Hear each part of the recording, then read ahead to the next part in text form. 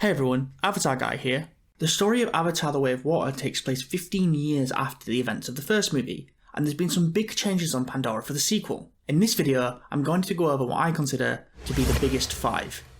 In the original Avatar, the humans ran Pandora primarily to mine unobtainium, a mineral that sells for $20 million a kilo. It's what pays for the whole party. Without it, travelling the 4.37 light years through space to Pandora would never have been financially viable for the RDA. But that's all about to change. In Avatar 2, the humans aren't here to take things from Pandora. This time they're here to colonise Pandora. This is the first big change. The humans are much more prepared this time around too. This is no longer a mining operation by a single corporation. It's an organised effort by the human race to become the dominant force on an alien world. There are more humans, a much bigger military, lots of destruction, and little to no mercy for the life on Pandora. The second big change is clear in the title of the movie, The Way of Water. That's right, we're moving away from the jungle and going out to the seas of Pandora. We're getting this whole new kind of mangrove or lagoon type place where the Na'vi Metcalfe tribe live. We're also getting entirely new aquatic creatures, as well as human vehicles that will be used to traverse the vast ocean of Pandora.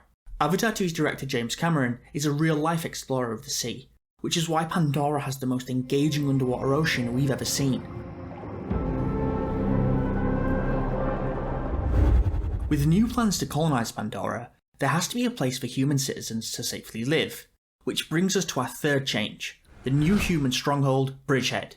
The base from the first movie, Hell's Gate, was ill-equipped to deal with 20,000 Na'vi. They will overrun our perimeter. Bridgehead, on the other hand, looks like it's equipped to deal with 200,000, or maybe even more.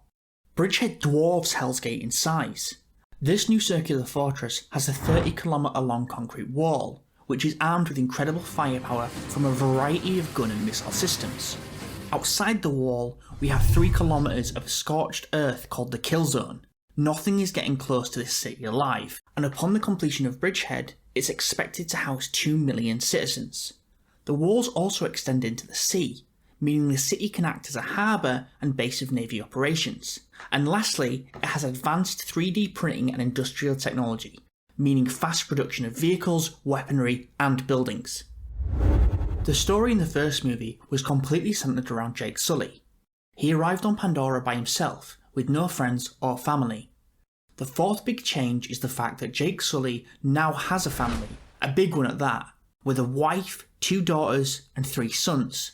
Jake now has a full family to protect, so don't expect to see the same Jake we saw in the first movie, who was totally reckless, even with his own life. I suppose it helped Jake that if he died in the first movie, he would wake up in the Avatar pod.